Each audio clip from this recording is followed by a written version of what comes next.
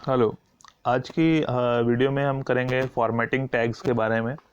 Formatting जैसे आप जानती हैं कि किसी डॉक्यूमेंट को अट्रैक्टिव बनाने के लिए, टेक्स्ट को अट्रैक्टिव बनाने के लिए, आई कैचिंग बनाने के लिए क्या है कि उसमें कुछ इफ़ेक्ट्स हम ऐड कर सकते हैं, बोल्ड, इटैलिक, अंडरलाइन, उसका फॉन्ट का कलर, साइज़। तो वो डिफरेंट एट्रीब्यूट्स जो है उसको टेक्स्ट को ज़्यादा अट्रैक्टिव बनाते हैं, आई कैचिंग बनाते हैं। तो उसके लिए फॉर्मेटिंग टैग्स का इस्तेमाल किया जाता है HTML में। और वो फॉर्मेटिंग टैग्स कौन कौन से हैं, बेसिक टैग्स कौन कौन से हैं, उनको कैसे हम यूज़ कर सकते हैं, उसके बारे में आज की वीडियो में हम करेंगे। तो जैसे पहले वीडियोस में मैं आपको बता चुका हूँ कि हमने जब भी कोई डॉक्यूमेंट शुरू करना होता है तो वो डॉक्यूमेंट हम स्टार्ट करते हैं HTML से शुरू करते हैं और क्लोजिंग भी उसकी फाइनली जो है HTML पर जाके उसकी क्लोजिंग होती है। देन हेड टैग रहता है बीच में, स्टार्टिंग में हेड टैग रहेगा और हेड टैग खत्म होने के बाद बॉडी आती है जिसमें मेन पार्ट्स लिखे आते हैं। तो HTML से शुरू किया हमने HTML टैग। तो ये कंपोनेंट्स हमें कोई भी प्रोग्राम बनाना है तो लिखने ही लिखने हैं, HTML का हेड का और हेड टैग बनाना है, क्लोज करना है। फिर बॉडी टैग में जो भी कंटेंट्स हम वेब पेज पे शो करना चाहते हैं वो बॉडी टैग के अंदर लिखे जाएंगे। तो HTML से शुरू किया, हेड टैग शुरू किया, देन हेड टैग में टाइटल, फॉर्मेटिंग टैग्स के बारे में हम कर रहे हैं तो फॉर्मेटिंग टैग्स का इसको टाइटल दे दिया, टाइटल क्लोज कर दिया और देन हेड टैग क्लोज हो गया, इसमें टाइटल आ गया हमारा। Then body part. अब बॉडी पार्ट में क्या है कि हम आज कर रहे हैं फॉर्मेटिंग टैग्स के बारे में। तो हमने जैसे फॉर एग्जांपल लिखा है यहाँ पे हेलो, HELLO। तो हेलो हमने लिखा है और ब्रेक ब्रेक 2 बार डाल दिया ताकि यहाँ पर जो है वो गैप दिखाई दे कि उसके इफेक्ट्स एक्चुअल में क्या इफेक्ट्स हैं वो हमें पता चल जाए।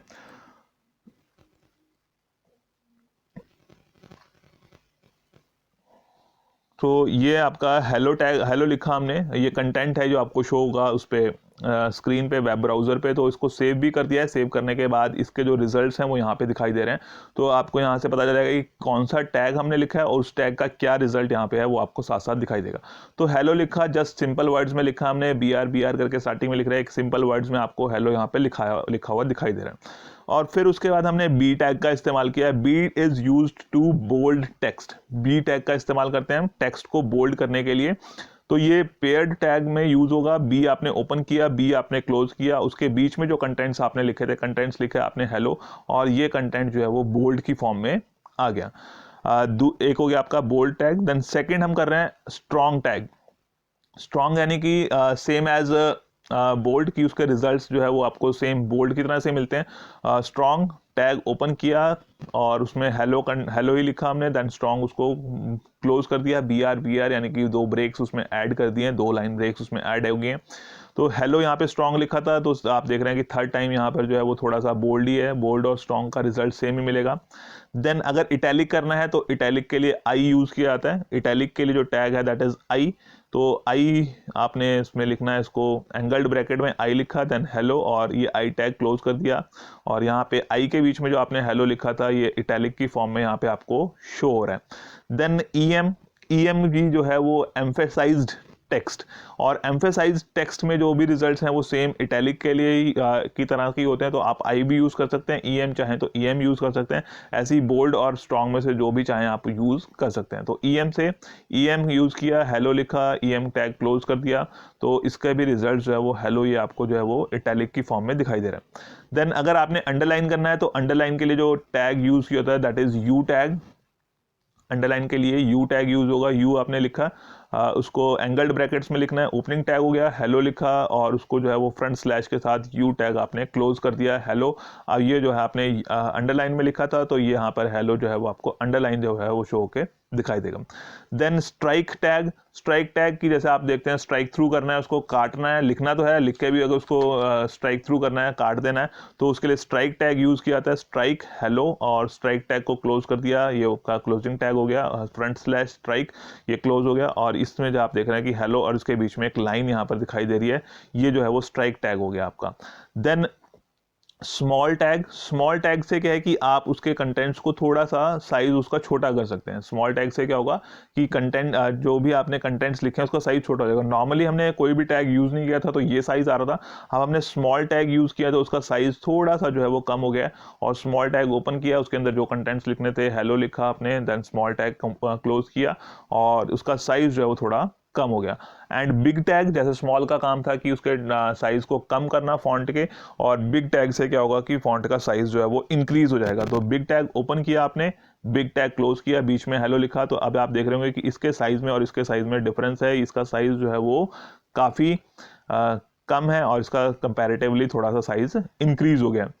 तो ये स्मॉल और बिग टैग फॉर्मेटिंग टैग्स ही हैं सारे, जिसमें आपका बोल्ड हो गया, बोल्ड करने के लिए स्ट्रॉन्ग सेम रिजल्ट्स हैं बोल्ड की तरह, इटैलिक का हो गया और एम्फेसिस का हो गया, ईएम टैग है उसका नाम, अंडरलाइन के लिए यू है, स्ट्राइक थ्रू के लिए जो है उसको स्ट्राइक टैग है, लाइन आ जाएगी उसमें, कट हो जाएगा टेक्स्ट आपका।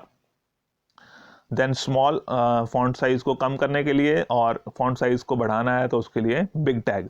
अच्छा, कई बार जो है हमें सुपरस्क्रिप्ट और सबस्क्रिप्ट की रिक्वायरमेंट होती है, जैसे आपने पावर की फॉर्म में लिखना है तो सुपरस्क्रिप्ट हो गया, अगर उसको जो है उसके बेस में लिखना है तो वो सबस्क्रिप्ट हो गया। तो सबस्क्रिप्ट के लिए जो टैग है दैट इज सब, और सुपरस्क्रिप्ट के लिए जो टैग है दैट इज SUP सुप। तो इसमें क्या है कि जैसे हमने H2O लिखना है, वाटर का जो है यहाँ पे हमने लिखना है सिंबल, तो H2O लिखना है, यहाँ पे हमने क्या किया, H लिख दिया, H को सिंपल टेक्स्ट में लिखना है। हमने किसको करना था, सिर्फ 2 को जो है वो क्या करना था, सबस्क्रिप्ट करना था। तो SUB से क्या होगा, सबस्क्रिप्ट हो जाएगा, बेस में आ जाएगा। तो सब किया, सिर्फ हमने 2 को लिखना था, सबस्क्रिप्ट में हमने 2 लिख दिया, सबस्क्रिप्ट वाला टैग क्लोज कर दिया। 0 हमने नॉर्मल लिखनी थी तो उससे पहले ही हमने जो है वो सबस्क्रिप्ट टैग को क्लोज कर दिया। तो सबस्क्रिप्ट में हमने क्या लिखा है, सिर्फ जस्ट 2 लिखा है, H एंड O जो है वो नॉर्मल लिखे हैं। तो H सबस्क्रिप्ट 2 उसको क्लोज किया, सबस्क्रिप्ट टैब को, सब टैब को, एंड 0 देन ब्रेक ब्रेक। तो अब ये इसके रिजल्ट्स आपको इस तरह से दिखाई देंगे, H2O। देन उसको A⁻³ लिखना है, A की पावर जो है वो 3 लिखनी है हमने।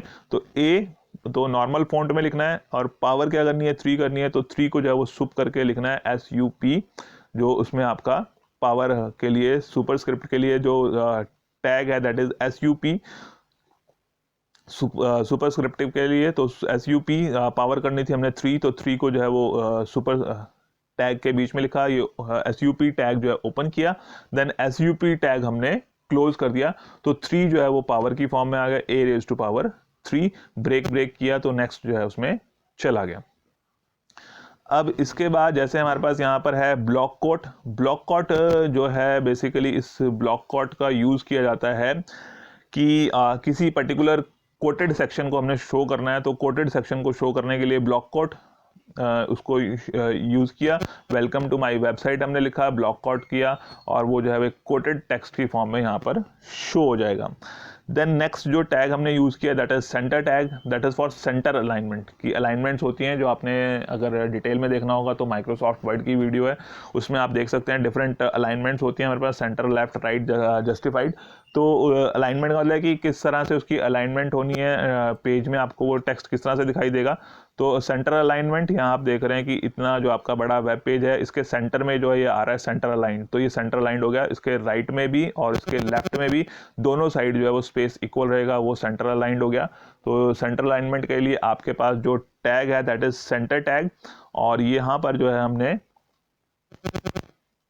सेंटर टैग जो है वो यूज़ किया है, सेंटर टैग यूज़ किया, हमने लिख दिया, टेक्स्ट लिख दिया सेंटर अलाइंड की, यहाँ से हमें दिखेगा कि सेंटर अलाइंड है वो, और ये सेंटर टैग क्लोज कर दिया। तो सेंटर अलाइन करने के लिए जो टैग यूज़ किया था दैट इज सेंटर टैग, ये ओपन किया, ये क्लोज किया, ये इसके बीच में जो टेक्स्ट आप लिखेंगे वो सारा टेक्स्ट जो है वो सेंटरली अलाइंड हो जाएगा। और इसको क्लोज करने के बाद अगर आप यहाँ पे रिजल्ट्स देख रहे हैं तो ये रिजल्ट्स आपको मैंने अभी दिखाए थे कि ये सेंटर में जो है वो आ रहा है। इतना सारा हमारा वेब पेज जो है वो इतना बड़ा वेब पेज है इसमें, और इस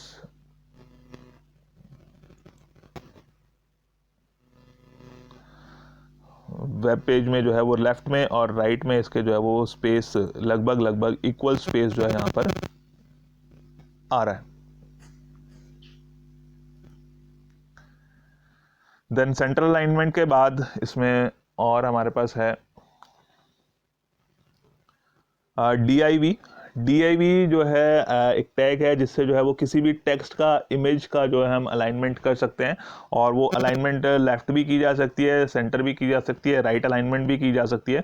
तो ये DIV टैग किस तरह से इस्तेमाल करना होता है हमें, तो DIV टैग शुरू किया और इसको अलाइन, इसके लिए क्या करना है कि अलाइन के लिए लिखना है align is equal to left, और ये आपने जो है वो जैसे इसका DIV इसका एट्रीब्यूट हो गया अलाइन का, और अलाइन लिखना है आपने यहाँ पे, div align is equal to, और इसका जो ये हो गया आपका एट्रीब्यूट का नाम, देन उसकी एट्रीब्यूट की वैल्यू लेफ्ट अलाइन करना है, अगर सेंटर करना होगा तो सेंटर लिखेंगे, राइट करना होगा तो आप राइट लिखेंगे। टेक्स्ट जो भी जिस भी टेक्स्ट को आप अलाइनमेंट करना चाहते हैं वो टेक्स्ट यहाँ पे आ जाएगा, और div टैग जो है वो क्लोज हो जाएगा। तो टैग का नाम div है और उसकी जो एट्रीब्यूट है वो अलाइन, और उसमें लेफ्ट राइट सेंटर जो है आप यहाँ पे सेलेक्ट कर सकते हैं। तो ये हमने लेफ्ट यहाँ पे लिखा है, इसको हम सेव कर लेते हैं, Ctrl+S किया, सेव हो गया। और वहाँ पर हम जो है इसको रिफ्रेश करके देख लेते हैं, और ये लेफ्ट अलाइंड जो है वो हमारा लेफ्ट साइड से अलाइंड टेक्स्ट जो है ये शो हो रहा है। ये जो हमने लेफ्ट अलाइन लिखा था यहाँ पर लेफ्ट अलाइंड में आ गया। देन इसके बाद एक और हमारे पास यहाँ पर है pre tag is for pre formatted text. Pre tag किसके लिए है? Pre formatted text. यहाँ पे आप देख रहे होंगे कि मैंने जो है इसको एक ही सिंगल लाइन में लिखा था, बट यहाँ पर आपको ब्रेक्स दिखाई दे रही हैं। सेंटर अलाइन लिखा तो सेंटर अलाइंड आ गया, लेफ्ट अलाइन लिखा तो लेफ्ट अलाइंड आ गया। अगर मैंने इसको उसी लाइन में कंटिन्यू भी करता तब भी जो है वो नेक्स्ट लाइन में आ जाना था। तो यहाँ पर जो टैग्स हमने यूज़ किए हैं उस टैग्स के अकॉर्डिंगली रिजल्ट्स हमें यहाँ शो होते हैं। बट प्री टैग एक ऐसा टैग है जिससे जैसा हम यहाँ पर लिखते हैं, जैसा आप यहाँ पर लिखेंगे सेम रिजल्ट्स आपको यहाँ पर जो है वो वेब पेज पर शो होंगे। तो यहाँ पर हमने प्री लिखा, प्री टैग शुरू किया, उसके बाद हैव, उसके बाद ये स्पेस करके ए यहाँ पे लिखा, नाइस यहाँ पे लिखा, डे लिखा, हैव अ नाइस डे, इस तरह से लिखा।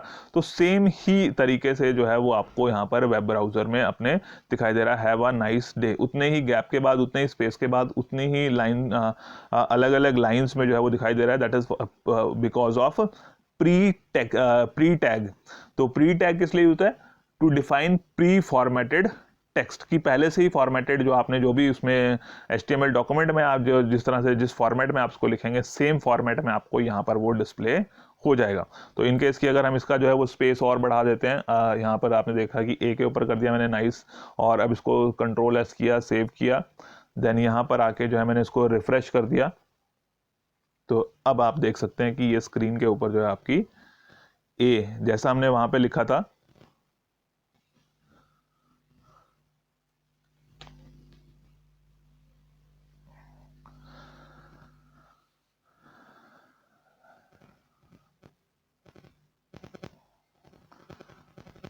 जैसा हमने वहां पर लिखा था अपने HTML डॉक्यूमेंट में, सेम उसी तरीके से जो हमें यहाँ पर वो शो हो रहा है। सेम उसी तरीके से जो है वो हैव अ नाइस डे वो सेम फॉर्मेट में आ जाएगा। That is for pre format के अकॉर्डिंगली जो है उसी फॉर्मेट में आपको वो शो होगा। देन एक और टैग कर लेते हैं इसमें फॉन्ट कलर के बारे में, font colour, font size, font tag. तो ये जो फॉन्ट टैग है इसमें आप उसका कलर, साइज, फॉन्ट फेस जो है वो किसी भी टेक्स्ट के लिए जो है वो डिसाइड कर सकते हैं। तो जो टैग का नाम है दैट इज फॉन्ट, उसी फॉन्ट टैग में उसके अपने एट्रीब्यूट्स हैं, कलर का, साइज का और फेस का। तो कलर का मतलब है कि किस कलर में आप उस फॉन्ट को चेंज करना चाहते हैं, फॉन्ट का कलर क्या रहेगा, वहाँ पे यहाँ पे आप उसका कलर मेंशन कर सकते हैं, ग्रीन, रेड, ब्लू, येलो, जो भी आपको कलर चाहिए। साइज, किस साइज में आपको चाहिए वो साइज आप यहाँ पे लिख सकते हैं। एंड फेस की वो उसका टेक्स्ट जो है वो टाइम्स न्यू रोमन, एरियल, तो ये जो है वो डिफरेंट फॉन्ट फेसेस हैं। तो वो फॉन्ट फेसेस में से आप किस फॉन्ट फेस को यूज़ करना चाहते हैं वो फॉन्ट फेस आप यहाँ पर मेंशन कर सकते हैं। तो अभी आप देख रहे हैं कि जैसे फॉन्ट कलर हमने ग्रीन लिखा है तो ये ग्रीन आ रहा है आपके पास, गुड बाय हमने इसमें लिखा हुआ है, गुड बाय की फॉर्म में इसको लिखा हुआ है गुड बाय। फॉन्ट हमने यहाँ पे टैग शुरू किया और फॉन्ट टैग क्लोज कर दिया, बीच में फॉन्ट टैग के हमने गुड बाय लिखा तो गुड बाय जो है उसके लिए कलर ग्रीन यूज़ किया।